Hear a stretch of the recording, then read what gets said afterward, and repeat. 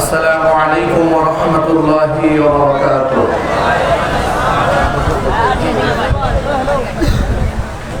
সাতকানিয়াবাসী ওনারা কেন শোন? আলহামদুলিল্লাহ আলহামদুলিল্লাহ নাহমাদুহু ওয়া নাস্তাঈনুহু ওয়া নাস্তাগফিরুহু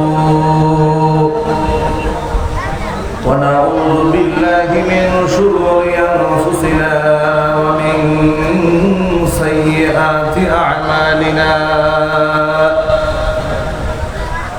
من يهده الله فلا مضل له ومن يضلله فلا هادي له ونشهد أن لا إله إلا الله وحده لا شريك له ونشهد أن سيدنا ونبينا وحبيبنا وشفيعنا ومولانا محمدا عبده ورسوله الذي أرسله بالحق بشيرا ونذيرا وداعيا إلى الله بإذنه وسراجا منيرا. فقد قال الله تعالى في كلامه المجيد وفي فرقانه الحميد: أعوذ بالله من الشيطان الرجيم. بسم الله الرحمن الرحيم. قل هل يستوي الذين يعلمون والذين لا يعلمون إنما يتذكر أولو الألباب. وقال النبي صلى الله عليه وسلم: فضل العالم على العابد كفضلي على أدناكم، أو كما قال عليه الصلاة والسلام. وقال تعالى في شان حبيبه ومحبوبه آمرا ومخبرا: إن الله وملائكته يصلون على النبي يا أيها الذين آمنوا صلوا عليه وسلموا تسليما. اللهم صل على محمد وعلى آل محمد كما صليت على إبراهيم وعلى آل إبراهيم إنك حميد مجيد. اللهم بارك على محمد وعلى آل محمد كما باركت على إبراهيم وعلى آل إبراهيم إنك حميد مجيد. محبت প্রাণ খুলে সকলে একটু জিকির করুন: লা ইলাহা ইল্লাল্লাহ, লা ইলাহা ইল্লাল্লাহ।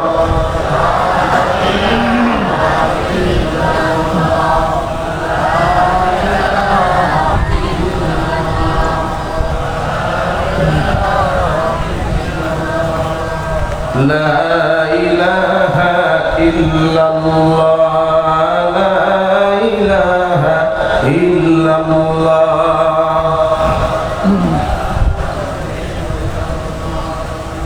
লা ইলাহা ইল্লাল্লাহ মুহাম্মাদুর রাসূলুল্লাহ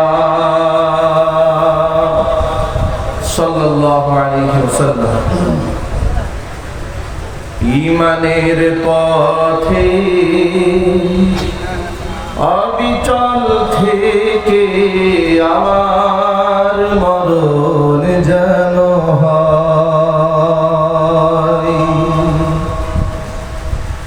ঈমানের পথে অবিচল থেকে আমার মরণ যেন হয়।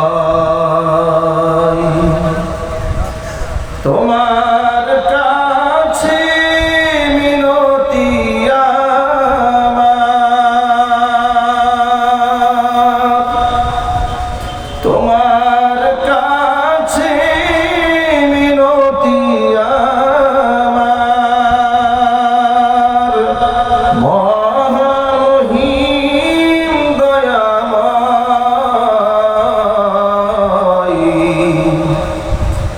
ঈমানের পথে অবিচল থেকে আমার মরণ যেন হয়। ঈমানের পথে অবিচল থেকে আমার মরণ যেন হয়। প্রতিদিন মিথ্যে মুখোমুখি হই, বেদিন ফাসিকরা করে হইচই। প্রতিদিন মিথ্যে মুখোমুখি হই, বেদিন ফাসিকরা করে হইচই। আজাজিলে সে গোমরাহি সুর গান করে তুলে মোহমান। আজাজিলে সে গোমরাহি সুর গান করে তুলে মোহমান। ঈমানের পথে অবিচল থেকে আমার মরণ যেন হয়। ঈমানের পথে অবিচল থেকে আমার মরণ যেন হয়। তোমার কাছে মিনতি আমার, তোমার কাছে মিনতি আমার, মহামহিম দয়াময়। ঈমানের পথে অবিচল থেকে আমার মরণ যেন হয়। ঈমানের পথে অবিচল থেকে আমার মরণ যেন হয়। ঈমানের পথে অবিচল থেকে আমার মরণ যেন হয়।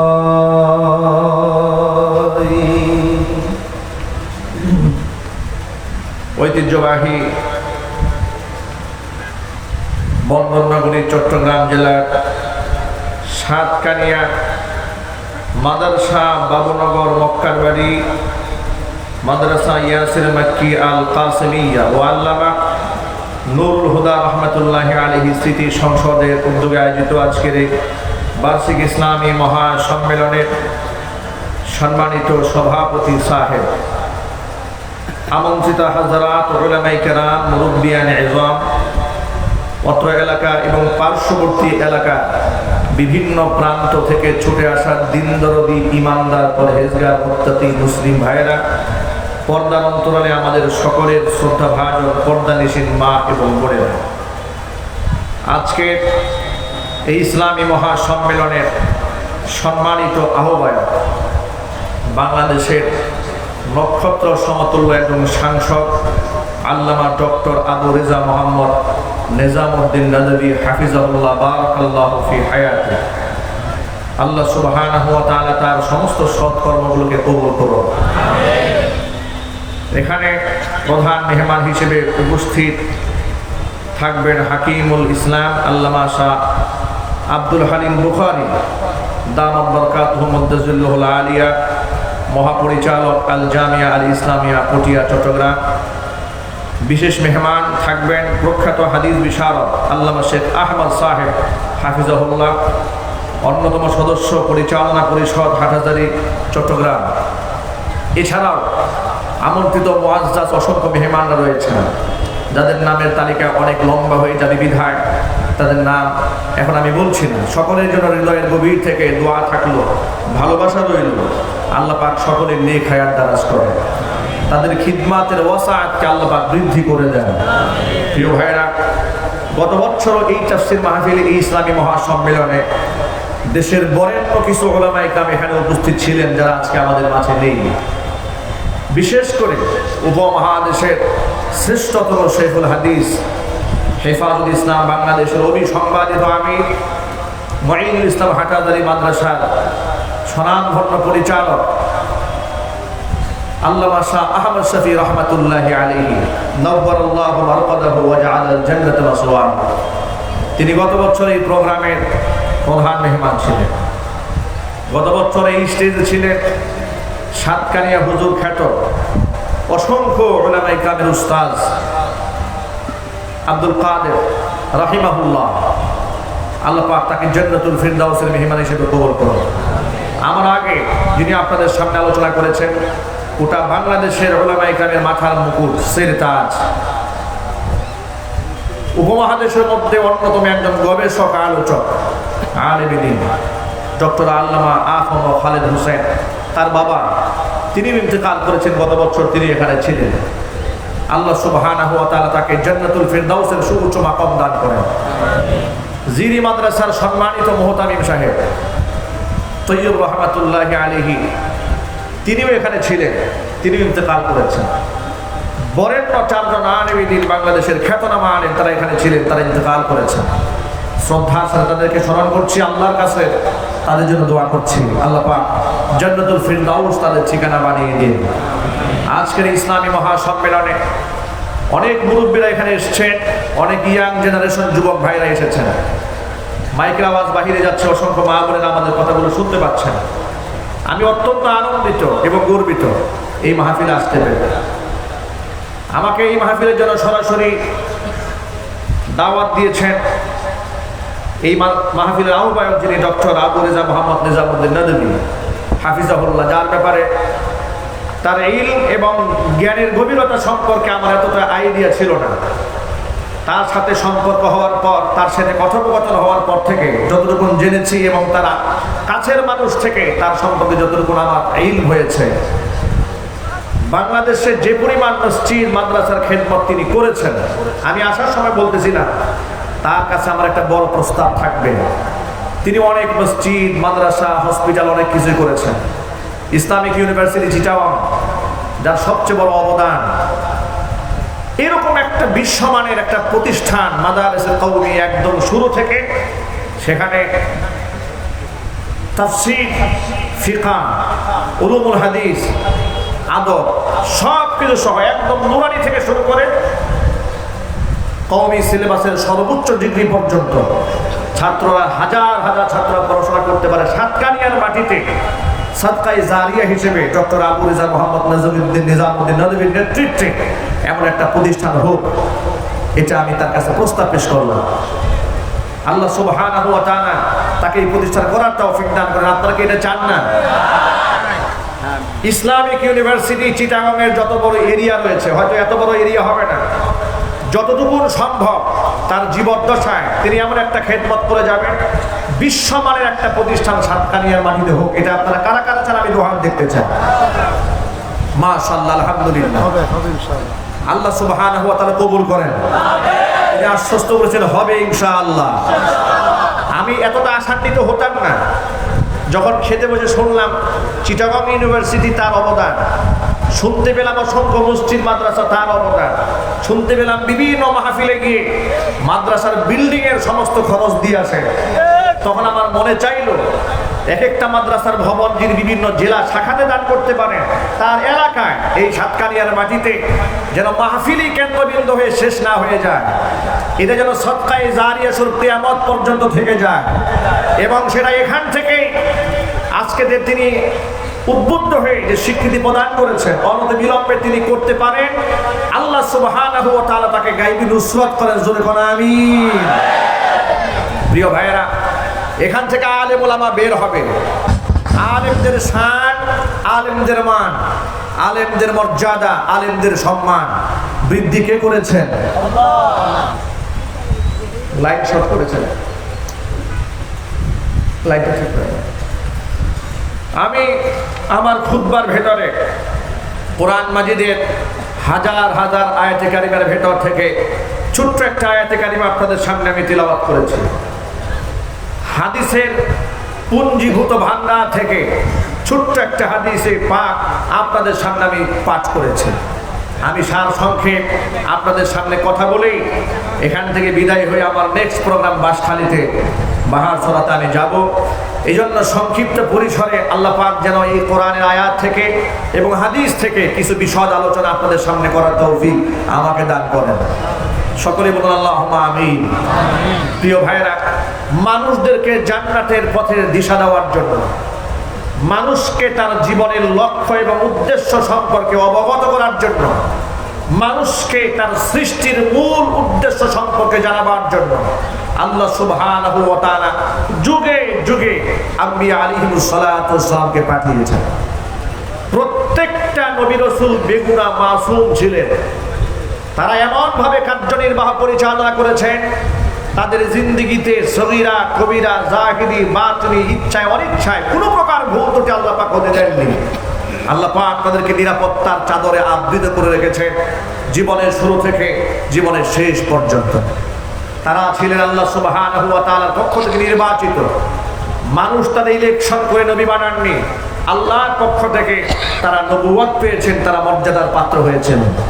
নবী হওয়ার আগে কিংবা নবী হওয়ার পরে পৃথিবীর কোন নবী কোনো প্রকার গুনার সাথে জড়িত ছিলেন না। তারা হচ্ছেন বেগুনা মাসুম, তারা হচ্ছে বিশ্ব মানবতার জন্য হিদায়াতের কান্ডারি। চিল্লাকুন আল্লাহু আকবার। ছোট্ট একটা উদাহরণ দিয়ে আপনাদের সামনে আলোচনা শুরু করতে চাই। নবীগণ বেগুনা মাসুম, কোন প্রকারের মানবিক ত্রুটি বিচ্যুতি আল্লাহ পাক হতে দেননি। বড় একটা প্রমাণ লক্ষ্য করেন, মানুষের জীবনের সবচেয়ে কঠিন পরীক্ষা হচ্ছে তার যৌবনের পরীক্ষা। যৌবনের পরীক্ষাটা আগুনের উপর হেঁটে যাওয়ার চেয়েও বড় কঠিন পরীক্ষা। যৌবনের পরীক্ষা দুনিয়ার সমস্ত কঠিন পরীক্ষার চেয়েও সুকঠিন। কিয়ামতের মাঠে 5টা প্রশ্নের সম্মুখীন প্রত্যেকটা মানুষকে হতে হবে। আল্লাহর নবী সাল্লাল্লাহু আলাইহি সাল্লাম বলেছেন, লা ইয়াজালু কদাম ইবনি আদম হাত্তা ইউসআলা আন খামসিন ইয়াউমাল কিয়ামাহ।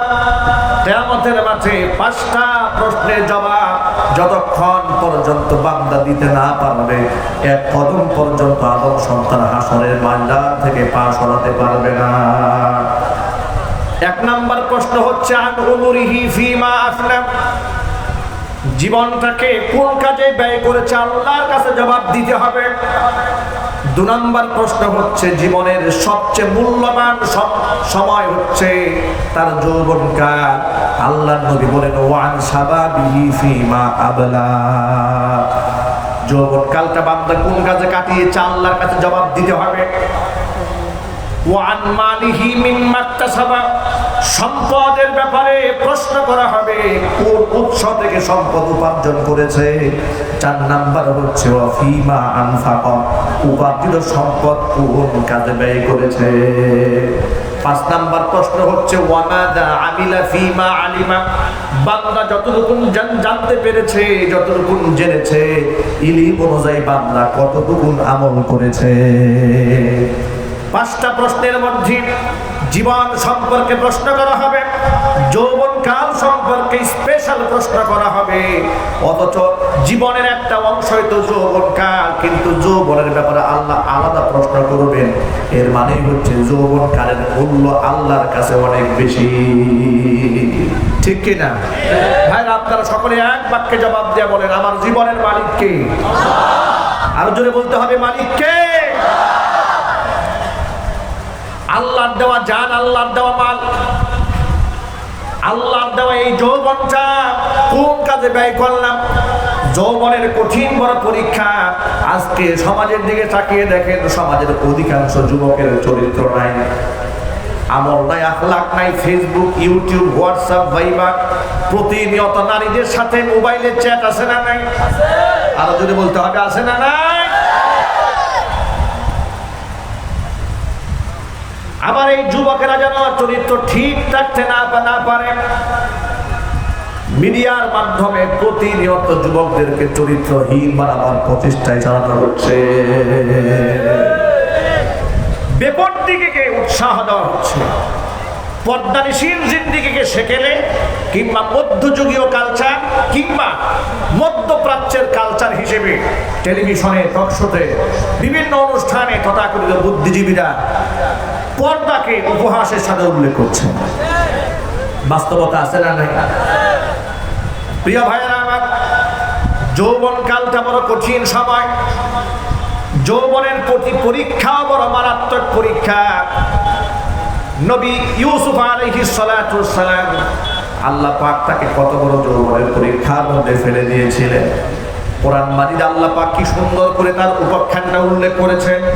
ওয়ারাওয়াদাতুহু আল্লাতী হুয়া ফি বাইতিহা আন নাফসিহি ওয়া গাল্লাকাতিল আবওয়াবা ওয়া ক্বালাত হাইতা লাক قال معاذ الله إنه ربي أحسن مثواي إنه لا يفلح الظالمون।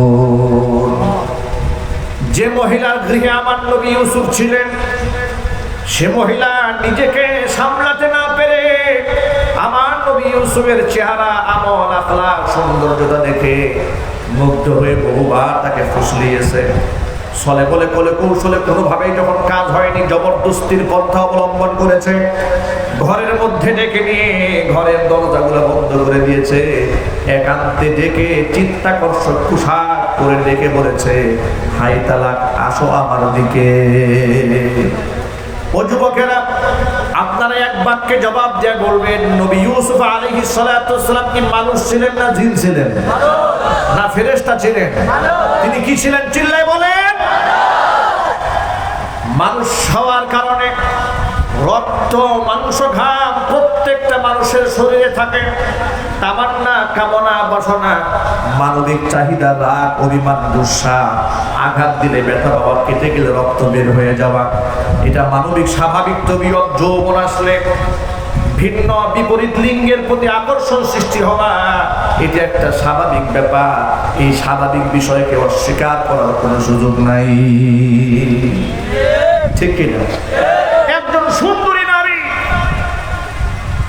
একান্তে ডেকে নিয়ে টকবকে জওয়ান হযরত ইউসুফ আলাইহিস সালাতু ওয়াস সালাম তাকে ডেকে বলছেন, হাই তালাক, আসো আমার কাছে। এমন কঠিন পরীক্ষার মধ্যে পাশ করা কি সহজ না কঠিন? যদি বলতে হবে।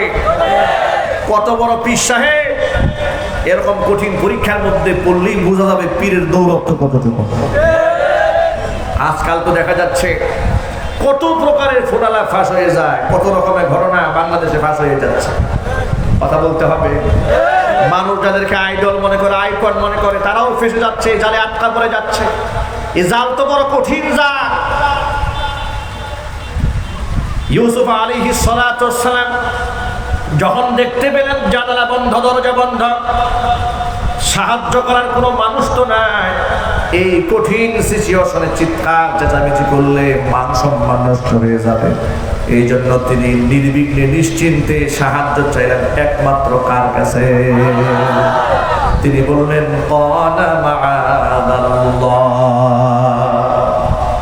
আমি আল্লাহর কাছে আশ্রয় প্রার্থনা করছি। ইন্নাহু রাব্বি আহসানা মাথওয়ায়া, তিনি আমার রব, তিনি আমার সুন্দর থাকা খাবার বন্দোবস্ত করে দিয়েছেন। আমার ভাইরা আমাকে হত্যা করতে চেয়েছিল, তিনি আমাকে সেখান থেকে রক্ষা করে মিশরের বাদশার ঘরের মধ্যে থাকা খাবার সুবন্দোবস্ত করে দিয়েছেন। আমি তো এই জুলুম করতে পারি না, জিনা করতে পারি না। জিনা করলে তো আমি জালেম হয়ে গেলাম, আর জালেম কখনোই সফল কাম হতে পারে না। আল্লাহ রাব্বুল আলামিন এই আয়াতটা বলার সাথে সাথেই পরেই বলছেন ওয়ালাকাদ হাম্মাত বিহি ওয়া হাম্মা বিহা লাউলা আরআ বুরহানা রাব্বিহি। মহিলা তো দৃঢ় সংকল্প করেছিল, চূড়ান্ত সিদ্ধান্ত নিয়ে ফেলেছিল ইউসুফকে আজকে কবজার মধ্যে নিয়ে আসবে। আল্লাহ বলেন ওয়াহাম্মা বিহা, ইউসুফও তার জালে আটকা পড়ে যেত। লাউলা আরআ বুরহানা রাব্বিহি, যদি তার রব আমি আল্লাহর নিদর্শন চোখের সামনে দেখতে না পেত। জোরে বলেন সুবহানাল্লাহ। আল্লাহ বলছেন ইউসুফও এই জালে আটকা পড়ে যেত। তার মনের মধ্যেও সংকল্প চলে এসে গিয়েছিল প্রায়, লাউলা আরআ বুরহানা রাব্বি, যদি তার রব আমি আল্লাহর নিদর্শন তার চোখের সামনে দেখতে না পেত। আমি তাকে এইভাবে হেফাজত করেছি। হেফাজত কে করেছেন জোরে বলেন তো আপনারা? আমি এই ঘটনা দিয়ে আপনাদের সামনে ইউসুফ আলাইহিস সালাতু ওয়াস সালামের লম্বা কাহিনী শোনাতে চাইনি। আমি এই ঘটনা থেকে আপনাদেরকে ছোট্ট একটা মেসেজ দিতে চেয়েছি যে মানুষ হিসেবে ইউসুফ আলাইহিস সালাম যৌবনের কঠিন পরীক্ষায় ফেল করেও ফেলতে পারতেন, কিন্তু আল্লাহ বলছে আমি তাকে আমার নিদর্শন দেখিয়ে তাকে আমি হেফাজত করেছি। আল্লাহু আকবার। এভাবে দুনিয়ার প্রত্যেকটা নবী রাসূলকে আল্লাহ পাক হেফাজত করেছেন, দায়িত্বে কেউ অবহেলা করেন নাই। যার কারণে কিয়ামতের মাঠে নবী রাসূলদেরকে যখন আল্লাহ পাক তাদের দায়িত্বের ব্যাপারে জিজ্ঞেস করবেন, সমস্ত আম্বিয়া আলাইহিমুস সালাতু ওয়াস সালাম সঠিক জবাব দেবেন আমরা আমাদের দায়িত্ব পালন করেছি। আপনারা এক বাক্যে আমার প্রশ্নের জবাব দিয়ে বলবেন সর্বশেষ নবী নবিয়ুনা মুহাম্মদ রাসূলুল্লাহ সাল্লাল্লাহু আলাইহি ওয়াসাল্লাম তিনি তার নবুয়তের রিসালাতের দায়িত্ব পূর্ণাঙ্গ করতে পেরেছেন না কিছু বাকি আছে? আওয়াজ কি ক্লিয়ার হয় না? এদিকে ভিতরে কি আওয়াজ স্পষ্ট বোঝা যায়? মনে হয় না, আওয়াজ একটু কম হচ্ছে। এই মাইকের অপারেটর কোথায়? প্যান্ডেলের ভিতরে একটু সাউন্ড দেন, কথা ঠিক মতো বোঝা যাচ্ছে না। আওয়াজ পরিষ্কার করেন। আওয়াজ পরিষ্কার হলে মানুষ বুঝতে সহজ হবে, তাদের চোখের ভাষা আমি বুঝতে পারি। এখন আপনারা আমার প্রশ্নের জবাব দেবেন, আগের চেয়ে আওয়াজটা পরিষ্কার হয়েছে না? কিছুটা হয়েছে? আপনারা এক বাক্যে জবাব দিয়ে বলেন নবিয়ুনা মুহাম্মদ রাসূলুল্লাহ সাল্লাল্লাহু আলাইহি ওয়াসাল্লাম নবুয়ত এবং রিসালাতের দায়িত্ব পূর্ণাঙ্গ করেছেন না কিছু বাকি আছে এখনো? না কিছু গোপন রাখছেন? আজকে সমাজের কিছু লোকেরা বলে কালাম হলো ৯০,০০০, ৩০,০০০ জাহিরি, ৬০,০০০ বাতিনি। এর বাতিনি মানে থাকে গোপন কথা। এই গোপন কথা এরা ছাড়া কেউ জানে না। আমার প্রশ্ন হচ্ছে এত বড় কোরআন, এত বড় হাদিসের ভান্ডার, হাদিসেও নাই, কোরআনে নাই, তুমি পাইলা কোথায়? বলে এটা গোপন তথ্যের ভিত্তিতে রাসূলের কাছ থেকে আসছে। ভাইরা আপনারা এক বাক্যে জবাব দিয়ে বলেন আল্লাহর নবী কি পুরো ইলমকে গোপন করেছেন? আলোচনা চিল্লায় বলতে হবে গোপন করেছেন।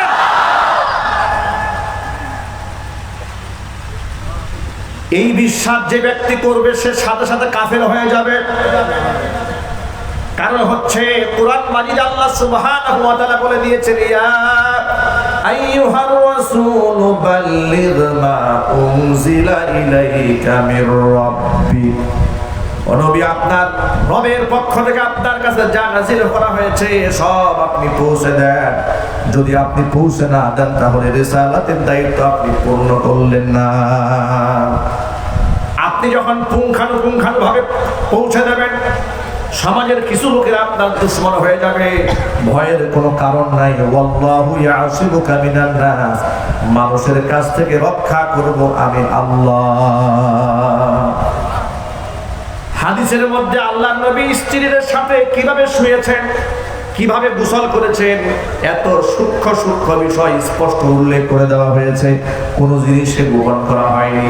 যার কারণে বিদায় হজের ভাষণে আল্লাহর হাবিব যখন ১৬ লক্ষ সাহাবীর সামনে দাঁড়িয়েছিলেন, তখন আল্লাহর হাবিব ১৬ লক্ষ সাহাবীকে ডাক দিয়ে জিজ্ঞেস করেছিলেন, আলা হাল বাল্লাগতু রিসালাতি, ও সাহাবীরা তোমরা আমার প্রশ্নের জবাব দিয়ে স্বীকৃতি দিয়া বলো, আমি কি আমার রিসালাতের দায়িত্ব তোমাদের কাছে পৌঁছে দিয়েছি? ১৬ লক্ষ সাহাবী এক বাক্যে জবাব দিয়েছেন, বালা ইয়া রাসূলুল্লাহ, হে আল্লাহর রাসূল, অবশ্যই আপনি রিসালাতের দায়িত্ব আপনি পূর্ণ করেছেন। আমরা তার সাক্ষী। ১৬ লক্ষ সাহাবীকে রাসূল সাক্ষী বানালেন। এবার আল্লাহর হাবিব শাহাদাত আঙ্গুলি আসমানের দিকে ইঙ্গিত করে আল্লাহ পাককে বলছেন, আল্লাহুম্মা ফাশহাদ, আল্লাহুম্মা ফাশহাদ, আল্লাহুম্মা ফাশহাদ। আল্লাহ আমার অজস্র উম্মতের সাক্ষী দিয়েছে, আমি আমার রিসালাতের দায়িত্বকে পূর্ণ করে দিয়েছি। আল্লাহ তুমিও সাক্ষী হয়ে যাও, আমি আমার দায়িত্ব পূর্ণ করেছি। আমি এই ঘটনা থেকে আপনাদের কাছে যে মেসেজটা দিতে চেয়েছি, এভাবে করে পৃথিবীর সমস্ত নবী রাসূলগণ তার আপন আপন দায়িত্ব পূর্ণ করলেন। কেউ কিছু ফাঁক ফুকুর রেখে যান নাই, আনকমপ্লিট কোনো কাজ রেখে যাননি। যখন আল্লাহর হাবিব সাল্লাল্লাহু আলাইহি ওয়াসাল্লাম দায়িত্ব পূর্ণ করে ফেললেন, নবীজি দুনিয়া থেকে বিদায় হয়ে গেলেন। এখন এই গুরু দায়িত্ব, বিশাল বড় দায়িত্ব, গোটা বিশ্বব্যাপী কারা পালন করবে? আল্লাহর নবী বলে গেলেন, ইন্নামাল উলামাউ ওয়ারাসাতুল আম্বিয়া وَإِنَّ الْأَنْبِيَاءَ لَمْ يُوَرِّثُوا دِينَارًا وَلَا دِرْهَمًا بَلْ وَرَّثُوا الْعِلْمَ أَوْ كَمَا قَالَ عَلَيْهِ الصَّلَاةُ وَالسَّلَامُ। ভাইরা আমার, আল্লাহর নবী তো ১৫০০ বছর আগে বিদায় হয়ে গেলেন। এখন এই গুরু দায়িত্বটা থেমে থাকবে না। একের পর এক তো দুনিয়াতে নবী এসেছে আর তারা দায়িত্ব পালন করেছে। এখন আপনারা বলেন, আমাদের নবীর পরে কি আর কোনো নবী আছে? জবাবটা আপনারা সবাই দেন নাই। আমি এরকম জবাব শুনতে চাই না। এই জবাবটা বর্তমানে উচ্চ আওয়াজে হওয়া উচিত। গোটা বাংলাদেশের টেকনাফ থেকে তেতুলিয়া, রূপসা থেকে পাথরিয়া পর্যন্ত একটা আওয়াজ উঠতে হবে, প্রত্যেকটা মাহফিল থেকে, মঞ্চ থেকে, আমাদের নবীর পরে কোনো নবী আছে? কোরআন মাজিদ আল্লাহ সুবহানাহু ওয়া তাআলা বলে দিয়েছেন, মা কানা মুহাম্মাদুন আবা আহাদিন মির রিজালিকুম ওয়ালাকিন রাসূলুল্লাহি ওয়া খাতামান নবিয়্যিন। মুহাম্মদ সাল্লাল্লাহু আলাইহি সাল্লাম তোমাদের কারো পুরুষের পিতা তিনি নন, তিনি আল্লাহ পাকের রাসূল এবং তিনি শেষ নবী। কোরআনে আছে না নাই? নবীদের শেষ নবী, এটা কোরআনে আছে না নাই? কোন ব্যক্তি যদি এই কথা বিশ্বাস করে, আমাদের নবীর পরে কোন ছায়া নবী আছে, কোন জিল্লি নবী আছে, কোন নাইবে নবী আছে, এমন বিশ্বাস করলে তার ঈমান থাকবে না? থাকবে না, তার ঈমান নষ্ট হয়ে যাবে। মনে রাখবেন, গোটা বাংলাদেশ থেকে সমস্ত আলেম ওলামারা একটা আওয়াজ তুলেছেন। হাটাজারির হযরত আল্লামা শাহাবুশ শফি রাহমাতুল্লাহি আলাইহি ইন্তেকালের আগ পর্যন্ত সংগ্রাম চালিয়েছেন। এই সংগ্রামের ধারাবাহিকতায় আমরা উচ্চ আওয়াজে বলতে চাই, যেখানে কোরআন স্বীকৃতি দিয়েছে আমাদের নবীর পরে কোনো নবী নাই, এই বিশ্বাস যদি কেউ করে তাহলে সে মুসলমান না কাফের? আসতে বলবেন, মুসলমান না কাফের? তাহলে কাদিয়ানীরা মুসলমান না কাফের? কাদিয়ানীরা মুসলমান না কাফের? আমরা চাই রাষ্ট্রীয়ভাবে কাদিয়ানীদেরকে কাফের ঘোষণা করা হোক। তারা কাদিয়ানী পরিচয় থাকুক, আমাদের কোনো অসুবিধা আছে? কিন্তু মুসলমান পরিচয় দিতে গেলে আমাদের অসুবিধা আছে। হিন্দুরা বাংলাদেশে আসে না, খ্রিস্টানরা আসে না, বৌদ্ধরা আসে না, আমাদের কোনো আপত্তি করি আমরা? না, আমরা কোনো আপত্তি করি না। প্রত্যেকেই যার যা ধর্ম নিয়ে থাকুক। কাদিয়ানি আলাদা একটা ধর্ম, কিন্তু কাদিয়ানিরা মুসলমান নাম দিয়ে ইসলামকে বিকৃত করে শেষ নবীর পরে আরো নবী আছে হিসেবে বিশ্বাস করে মুসলমান সমাজে বসবাস করবে। কোন মুসলমান সেটা মেনে নিতে পারে না। চিল্লে এবং ঠিক কিনা?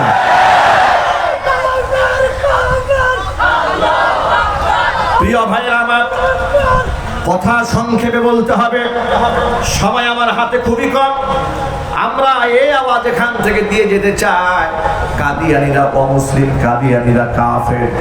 তারা সুকৌশলে মানুষের ঈমান হরণ করার চেষ্টা চালিয়ে যাচ্ছে। আল্লাহ সুবহানাহু ওয়া তাআলা এই চক্রান্ত থেকে মানুষদেরকে হেফাজত করে জোরে করা আমিন। প্রশ্ন হলো, নবী রাসূল তো আর দুনিয়াতে আসবে না, নাকি আসবে? আর কেউ আসবে? এখন এই গুরু দায়িত্বটা অর্পিত হয়েছে উলামাদের উপরে। আল্লাহর নবী বললেন, নিশ্চয় উলামায়ে কেরাম হচ্ছেন নবীগণের ওয়ারিস। নবীগণের ওয়ারিস, উত্তরাধিকার। উত্তরাধিকার সূত্রে নবীগণের কাছ থেকে আলেমরা পাবেনটা কি? ওয়া ইন্নাল আম্বিয়া লাম ইউরিসু দিনারা ওয়ালা দিরহামা। উত্তরাধিকার তো মানুষ সম্পদ পায়, জায়গা জমি পায়।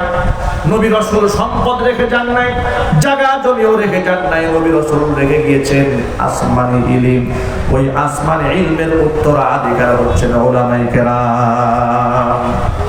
উলামাদের শান এবং মান এত বেশি, কুরআন মাজিদে আল্লাহ পাক বলেন, নবীজি আপনি বলে দেন, কুল হাল ইয়াস্তাবিল্লাযীনা ইয়া'লামুনা ওয়াল্লাযীনা লা ইয়া'লামুন ইন্নামা ইয়াতাযাক্কারু উলুল আলবাব। যারা জানে, যাদের ইলম আছে আর যাদের ইলম নাই, তারা কোনোদিন সমান হতে পারে না। এই সিদ্ধান্ত দিয়ে দিলেন আল্লাহ। কে দিলেন? জোরে বলেন। আল্লাহ পাক ভিন্ন আয়াতের মধ্যে বলেন, মাইয়ুতাল হিকমাতা ফাকাদ উতিয়া খায়রান কাসীরা। যাকে ইলম দান করা হয়েছে তাকে অগণিত অসংখ্য কল্যাণ দান করা হয়েছে। আল্লাহ সুবহানাহু ওয়া তাআলা অন্য আয়াতের মধ্যে বলেন, ইয়ারফাইল্লাহুল্লাযীনা আমানু মিনকুম ওয়াল্লাযীনা উতুল ইলমা দারাজাত। ঈমানদারদের মর্যাদা আমি বাড়িয়ে দেব, এমনকি যাদের ইলম দান করা হয়েছে তাদের সম্মানও আমি আল্লাহ বাড়াই দেব। এটা আল্লাহ পাকের ওয়াদা। যাদেরকে আল্লাহ পাক ইলম দান করবেন তাদেরকে আল্লাহ পাক লাঞ্ছিত করবেন না, ইজ্জত আল্লাহ পাক বাড়িয়ে দিবেন। যার বাস্তবতা সমাজের মধ্যে দেখা যায়, একজন আলেম ইনকাম সোর্স তার কম হতে পারে, কিন্তু লোকেরা তার কাছে পানি নিয়ে আসে, হুজুর একটু ফু দিয়ে দোয়া করে দেন, মাথায় একটু হাত দিয়ে দেন। জোরে বলেন ঠিক কিনা? আলেমদেরকে খাবার টেবিলে ডেকে লোকেরা বলেন, হুজুর আপনি যদি খানাও খান, অন্তত পক্ষে হাতটা প্লেটের মধ্যে রাখেন, আপনার হাতের ঝুঁটাটা আমরা বরকতের জন্য খাবো। এই মহাব্বত, এই ভালোবাসা আল্লাহর পক্ষ থেকে এসেছে। চিল্লান আল্লাহু আকবার। কোরআন মাজিদের সূরা মারিয়ামের শেষের দিকে আল্লাহ পাক বলছেন, ইন্নাল্লাযীনা আমানু ওয়া আমিলুস সালিহাতি সায়াজআলু লাহুর রাহমানু উদ্দা। নিশ্চয় যারা ঈমান আনে এবং সৎ কর্ম করে, এই মানুষগুলোর জন্য মানুষের হৃদয়ে আমি আল্লাহ ভালোবাসা, মহব্বত সৃষ্টি করে দেই। হাদিস শরীফের মধ্যে এসেছে, দুনিয়াতে কোনো বান্দার উপর আল্লাহ যখন খুশি হয়ে যান, মহব্বত করেন, আল্লাহ পাক জিবরাইলকে ডাক দেয়, বলেন জিবরাইল শোনো, অমুক ব্যক্তিকে আমি ভালোবাসি, তুমিও তাকে ভালোবাসো। জিবরাইল যখন ওই ব্যক্তিকে ভালোবাসে, ভালোবেসে নিজের মধ্যে ক্ষান্ত না রেখে ফাআদানা ফিস সামা, আসমানের মধ্যে ঘোষণা দিয়ে দেয়, আসমানের সব ফেরেশতারা ওই লোকটাকে ভালোবেসে ফেলে। ফায়ুদাউনাহুল কবুলু ফিল আরদি, আসমানের ফেরেশতারা ভালোবাসেন, জিবরাইল ভালোবাসেন, আল্লাহ ভালোবাসেন, সবাই যখন বান্দাকে ভালোবেসে ফেলেন, এই জমিনের মধ্যে আল্লাহ পাক তার একটা গ্রহণযোগ্যতা সৃষ্টি করে দেন। জোরে বলেন সুবহানাল্লাহ। ভাইরা আমার, আলেম ওলামারা তাদের সম্মান আল্লাহ পাক বাড়িয়ে দিয়েছেন। হাদিস শরীফের মধ্যে এসেছে, কোন ইলম অন্বেষণকারী ব্যক্তি যখন রাস্তা দিয়ে হেঁটে যায়, ফেরেশতারা সম্মানার্থে নূরের পাখাগুলো পায়ের নিচে ভিজিয়ে দেয়। যদিও বর্তমান সময়ের মধ্যে দেখা যায় অনেক সময় এদেশে কিছু সুশীল এবং বুদ্ধিজীবীরা আলেমদের অবদানকে স্বীকার করতে চায় না, আলেমদেরকে ইজ্জত সম্মান দিতে চায় না, মসজিদ মাদ্রাসার অবদানগুলো স্বীকার করতে চায় না। দাড়িওয়ালা, জুব্বাওয়ালা, পাগড়িওয়ালা ব্যক্তিদের অবদানগুলো প্রশংসার পাত্র হিসেবে মিডিয়াতে প্রচারিত হয় না, প্রকাশিত হয় না। কিন্তু মাদ্রাসার কোনো উস্তাদ যদি সামান্য একটু ভুল করে ফেলে, সমস্ত মিডিয়াগুলা সেই ভুলটাকে জাতির সামনে বেইজ্জত করে দেওয়ার জন্য আনন্দের সাথে ঈদের দিনের মতো উদযাপন করে করে প্রকাশ করে। বাস্তবতা হলো কয়েকদিন আগে একটা দৃশ্য ভাইরাল হয়েছে, আপনারা দেখেছেন। হাটাজারিতে কোন একটা হিফসখানা একজন ছাত্রকে পাশবিক নির্যাতন করেছে, একজন টিচার, একজন শিক্ষক। দৃশ্যটা আমি যখন ফেসবুকে অনলাইনে দেখেছি, ওয়াল্লাহি মাহফিল করে রাত 12টার পরে যখন এই দৃশ্য আমার চোখের সামনে আসলো, আমার হৃদয়টা কেঁপে উঠেছে, আমার চোখ থেকে পানির ফোঁটা গড়াইয়ে পড়েছে। আমি অবাক হয়েছি, একজন উস্তাদ তার 8 বছরের একটা শিশু বাচ্চাকে এভাবে বেধড়ক পিটাতে পারে, মারতে পারে, এটা কোনোভাবেই মেনে নেওয়া যায় না। এই অন্যায়টা যেখানে হবে, যিনি করেছেন তিনি শাস্তির যোগ্য অপরাধ করেছেন। কথা বলেন ঠিক কি না? এই অন্যায়টা শুধু মাদ্রাসায় নয়, অনেক স্কুলেও এই ধরনের অন্যায় করা হয়। বাস্তবতা আছে কিনা? স্কুলেও বাচ্চারা নির্যাতিত হয়, ছোট বাচ্চাদেরকে পেটানো হয়। শাসন করতে গিয়ে অনেক সময় উস্তাদরা সীমা লঙ্ঘন করে ফেলে। বাস্তবতা হলো অন্যায় যিনি করবেন, যে সুরতেই হোক, যেখানেই হোক না কেন, তারই বিচার হওয়া উচিত। সেটা মসজিদে হোক, মাদ্রাসায় হোক, খানকায় হোক, স্কুলে হোক, কলেজে হোক, বিশ্ববিদ্যালয়ে হোক, যেখানেই হোক না কেন সেখানে অন্যায় প্রতিবাদ করতে হবে। কিন্তু ভালো করে একটু বোঝার চেষ্টা করেন,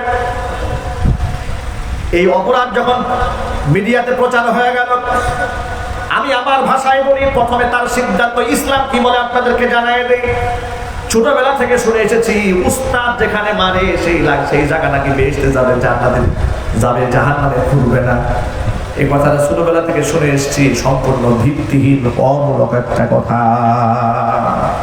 পিটিয়ে রক্তাক্ত করা, দাগ বসিয়ে দেওয়া, নির্যাতন করা, এভাবে সাজা দেওয়ার কোনো বিধান শরীয়তে ইসলামে নাই। ইসলাম কাউকে শেখায়নি এ ধরনের নির্যাতন করতে। ইসলাম তো মানবতার ধর্ম, ইসলাম তো ভালোবাসার ধর্ম, ইসলাম তো উদারতার ধর্ম। একজন মানুষ হিসেবে জন্মগ্রহণ করার পরে মুসলমানের সবচেয়ে গুরু দায়িত্ব হচ্ছে নামাজ। সেই নামাজও 10 বছর বয়স হওয়ার আগ পর্যন্ত পিটাইয়া নামাজ পড়ার বিধান ইসলামে দেওয়া হয়নি। চিল্লাবেন আল্লাহু আকবার। আর সেক্ষেত্রে দিন যারা শেখাবেন, কোরআন যারা শেখাবেন, তাদের মধ্যে ছাত্রের প্রতি মহব্বত, ভালোবাসা থাকতেই হবে। এটা স্বাভাবিক ব্যাপার। কোরআন মাজিদ আল্লাহ রাব্বুল আলামিন সূরা আর রহমানের মধ্যে বলছেন, লক্ষ্য করেন, আল্লাহ পাক বলছেন, আর রহমান আল্লামাল কুরআন খালাকাল ইনসানা আল্লামাহুল বায়ান। ভাইরা আমার লক্ষ্য করেন, আল্লাহ বলছেন আর রহমান আল্লামাল কুরআন, দয়াময় আমি আল্লাহ মানুষকে কোরআন শিখিয়েছি। কোরআন শেখানো এ কথাটা বলার আগে আল্লাহ পাকের 99টা সিফাতের নামের মধ্যে আল্লাহ একটা সিফাতকে উল্লেখ করেছেন। সেই সিফাত হচ্ছে আর রহমান। ইন্না লিল্লাহি 99 ইসমান মান আহসাহা দাখালাল জান্নাহ। আও কামা ক্বালা আলাইহিস সালাতু ওয়াসসালাম, হুজুর বলেছেন আল্লাহ পাকের 99টা নাম রয়েছে। ওই 99 নামের ভিতরে 99 নাম যে ব্যক্তি মুখস্থ করবে, হিফাজত করবে, আল্লাহ পাক তাকে জান্নাতে দাখিল করায় দিবে। ভাইরা আমার, শত শত এই এতগুলো 99টা নাম, এই এতগুলো নামের মধ্যে আল্লাহ আর রহমান এই শব্দটা উল্লেখ করলেন। মুফাসসিরিনে কেরাম বলেছেন, মানুষকে আল্লাহ কোরআন শিখিয়ে সবচেয়ে বড় দয়া করেছেন। সুতরাং যিনি কোরআন শেখাবেন তিনি তো সর্বোচ্চ সম্মানিত ব্যক্তি। হাদিসের ভাষায় নবীজি বলেন, খায়রুকুম মান তাআল্লামাল কুরআনা ওয়া আল্লামা, যেই ব্যক্তি নিজে কোরআন শেখে এবং অপরকে কোরআন শেখায়, সেই ব্যক্তি হচ্ছে সম্মানিত ব্যক্তি, সর্বোচ্চ ব্যক্তি। সুতরাং সর্বোচ্চ সম্মানিত ব্যক্তি যিনি, তার মধ্যে ছাত্রের প্রতি দয়া থাকতে হবে, মহব্বত থাকতে হবে, ভালোবাসা থাকতে হবে। মহব্বত, দয়া, ভালোবাসা ছাড়া কোনো ব্যক্তি উস্তাদ হতে পারবে না। এজন্য যিনি এই পাশবিক নির্যাতন করেছেন তার শাস্তি হোক, এটা আমরা চাই। কথা বলে ঠিক কিনা? দেশের বরেণ্য উলামায়ে কেরাম তার সিদ্ধান্ত জানিয়ে দিয়েছে। কিন্তু আমার প্রশ্ন হচ্ছে, এই দেশে মাদ্রাসার মধ্যে শুধুমাত্র এই ধরনের দুই একটা জালেম উস্তাদ আছে, ভালো উস্তাদ নাই? কথা আপনারা যেভাবে বলেন, আমার তো কথা বলতে কষ্ট হয়। ভালো উস্তাদ নাই বাংলাদেশে মাদ্রাসাগুলোতে? আমি আমার স্বচক্ষে দেখেছি, যশোরে এক জায়গায় মাহফিল করতে গেলাম, সেখানে গিয়ে দেখলাম একটা এতিমখানা। এতিমখানার যিনি মাদ্রাসার মুহতামিম দায়িত্বশীল, বাচ্চাদেরকে নিজের হাতে গোসল করান, বাচ্চাদেরকে নিজের হাতে জামা পরিয়ে দেন, জামা কাপড় কেচে দেন, অনেক সময় ছোট্ট ছোট্ট বাচ্চাদের মুখে খাবার তুলে দেন। এই দৃশ্যগুলো আমি আমার নিজের চোখে দেখেছি। মাদ্রাসার কোনো উস্তাদ যদি ভুল করে, এটা যদি ভাইরাল করতে মনে চায়, প্রতিবাদ করতে মনে চায়, আলেম ওলামাদের বদনাম করতে মনে চায়, তো আলেমদের যে ভালো ভালো অবদানগুলো আছে সেগুলোকে তুলে ধরতে কষ্ট লাগে। কথা জুড়ে বলতে হবে, এই দেশ এবং জাতির জন্য আলেমদের অবদান নাই? সবাই স্বীকৃতি দিয়ে বলুন, আলেমদের অবদান নাই? আমি তো আমার ভাষায় এভাবে বলি, উলামায়ে কেরাম যেমন পরকালে সম্মানিত, দুনিয়াতেও সম্মানিত, দেশের জন্য কল্যাণকর, জাতির জন্য কল্যাণকর। তার বাস্তব উদাহরণ হলো, এই দেশ যখন, বাংলাদেশ যখন কোনো ক্লান্তি লগ্ন অতিক্রম করেছে, কোনো সবচেয়ে কঠিন মুহূর্ত যখন বাংলাদেশ অতিক্রম করেছে, জাতির পেছনে, জাতির জন্য সবচেয়ে বড় অবদান রেখেছেন এই জাতির উলামায়ে কেরাম। কয়েকটা উদাহরণ লক্ষ্য করেন। পার্শ্ববর্তী দেশ মিয়ানমারের রোহিঙ্গা মুসলমানেরা সেখানকার সরকার কর্তৃক নির্যাতিত হয়ে, নিপীড়িত হয়ে যখন বাংলার মাটিতে আশ্রয় গ্রহণ করেছিল, সর্বপ্রথম গভর্নমেন্টের সহযোগিতা তাদের কাছে যাওয়ার আগে এদেশের আলেমরা চান্দা কালেকশন করে করে বস্তা ভর্তি টাকা, খাবার দিয়ে তাদের কাছে পৌঁছে দিয়েছিল। আবার ডান পাশে যে এমপি নদভী সাহেবকে আপনারা দেখতে পাচ্ছেন, রোহিঙ্গা মুসলমানদের পেছনে যে পরিমাণ বৈদেশিক অর্থ তার নেতৃত্বে এসছে, তার অবদানে বাংলাদেশের সরকার তার ফান্ড থেকে এত সহযোগিতা করতে পারেনি। বিদেশি মুদ্রা তার নেতৃত্বে রোহিঙ্গাদের পেছনে যতগুলো বাংলার মানুষ এসছে। আপনাদের সামনে তথ্যটা আজকে প্রকাশ করে গেলাম, ভালো করে মনে রাখেন। অনেক কিছু জানা দরকার, না বুঝে সমালোচনা করা যায়, অনেক সমালোচনা করা যায়, কিন্তু মানুষের জন্য ভালো কাজ করা এত সহজ নয়। আমি আমার নিজের কথা বলি, এই রোহিঙ্গা মুসলমানদের জন্য নিজস্ব অর্থায়ন থেকে, মানুষের কাছ থেকে অর্থ গ্রহণ করে একদম টেকনাফের প্রান্ত সীমানায় গিয়ে মানুষের পাশে আমরা দাঁড়িয়েছিলাম। এভাবে একজন দুজন লক্ষ লক্ষ আলেমরা এই সাহায্যের জন্য হাত বাড়িয়েছিল, তাদেরকে সাহায্য করেছে। কিন্তু বাংলাদেশের একটা মিডিয়াতে আলেমদের এই অবদানকে প্রশংসার সাথে তুলে ধরা হয় নাই। এবার আসেন আরেকটা ক্ষেত্রে, বাংলাদেশের উপকূলীয় অঞ্চলে যখন জলোচ্ছ্বাস হয়, ঘূর্ণিঝড় হয়, টর্নেডো হয়, সিডর হয়, বন্যাত্ম মানুষের পাশে দাঁড়িয়েছে যে জাতি সবার আগে, সেই জনগোষ্ঠীর নাম হচ্ছে উলামায়ে কেরাম। সবচেয়ে মারাত্মক গোটা বিশ্বময় করোনা ভাইরাসের মহামারীর মধ্যে যে পরিমাণ ক্রাইসিস মোমেন্ট এ দেশ অতিক্রম করেছে, পৃথিবীর মধ্যে পুরো দেশে এই করোনাকারীদের চেয়ে বেশি মারাত্মক সময় পার করে, ঠিক কিনা?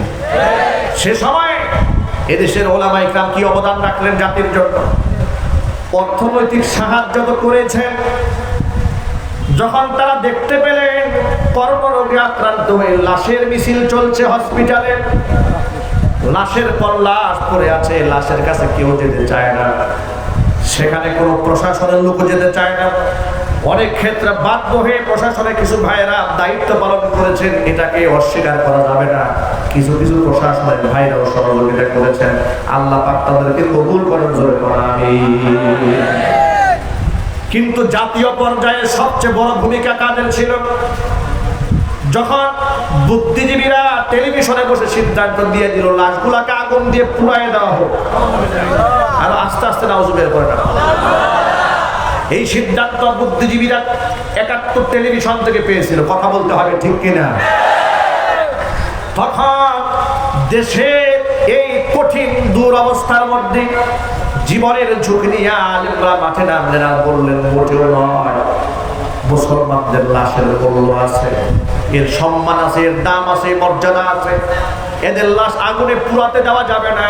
তোমরা যদি না ধুলাও, আমরা আলেমরা জীবনের ঝুঁকি নিয়ে লাশগুলাকে গোসল করাবার, কাফন করাবার দায়িত্ব নিয়ে নিলাম।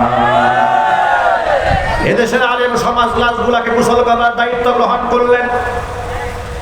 এমনকি অমুসলিম হিন্দুদের লাশ মুসলমান আলেমরা কাঁধে বহন করে শ্মশানে নিয়ে গিয়েছেন। এমন কঠিন দৃষ্টান্ত উলামায়ে কেরাম জাতির সামনে রাখলেন। উচিত ছিল বাংলাদেশের প্রত্যেকটা মিডিয়াতে আলেমদের এই অবদানকে প্রশংসার সাথে তুলে ধরা, গৌরবের সাথে তুলে ধরা, কিন্তু আলেমদের এই অবদানগুলো তুলে ধরা হলো না। কোন মাদ্রাসার উস্তাদ ছাত্রকে একটু ঘাতক মেরেছে, আর সেই ইস্যু নিয়ে গোটা বাংলাদেশের মাদ্রাসা শিক্ষা ব্যবস্থার উপরে যতগুলা বুদ্ধিজীবী প্রশ্ন তুলেছে, আমরা বলবো ওই ছাত্রের প্রতি কোনো মায়া মহব্বত ভালোবাসা তাদের নাই, তাদের কলিজার মধ্যে রয়েছে ইসলাম বিদ্বেষ, তাদের মধ্যে রয়েছে মাদ্রাসা বিদ্বেষ, তাদের মধ্যে রয়েছে আলেম বিদ্বেষ। আজকে হাজার জনতার সামনে ওপেনে বলে গেলাম, আলেমদের অবদান অনস্বীকার্য, দেশের জন্য, জাতির জন্য। তোমরা স্বীকার না করলেও আলেমদের দুশ্মনী তোমরা যতই করো না কেন, তোমরা আলেমের বিরোধিতা যত করবে, আলেমের মর্যাদা আল্লাহ তত বাড়িয়ে দেবে। বাংলাদেশে নজিরা আছে না নাই? যে আলেম নিয়ে সমালোচনা বেশি করো, তার মর্যাদা কম না বেশি? কম না বেশি? তোমরা শ্রদ্ধা না করলে কি হবে? আলেমদের ভালোবাসা, মহাব্বতের জায়নামাজ প্রত্যেক মানুষের হৃদয়ের মধ্যে আল্লাহ পাক ঢুকিয়ে দিয়েছে। এজন্য আমাদের স্পষ্ট বার্তা রয়েছে, শোনো, মাদ্রাসার আসাতিজায়ে কেরাম ছাত্রদেরকে ভালোবাসেন, মহাব্বত করেন বিদায় গোটা বাংলাদেশের মধ্যে লাখো আলেম সৃষ্টি হয়েছে, হাজার হাজার মুসলিম মাদ্রাসা সৃষ্টি হয়েছে। যদি বলছে কিনা? এখানে অসংখ্য মাদ্রাসার ছাত্র রয়েছে, এখানে অনেক আসাতিজায়ে কেরাম রয়েছে, অনেক সাধারণ গার্জিয়ানরা রয়েছে। আপনারা আমার প্রশ্নের বাস্তব জবাব দেবেন।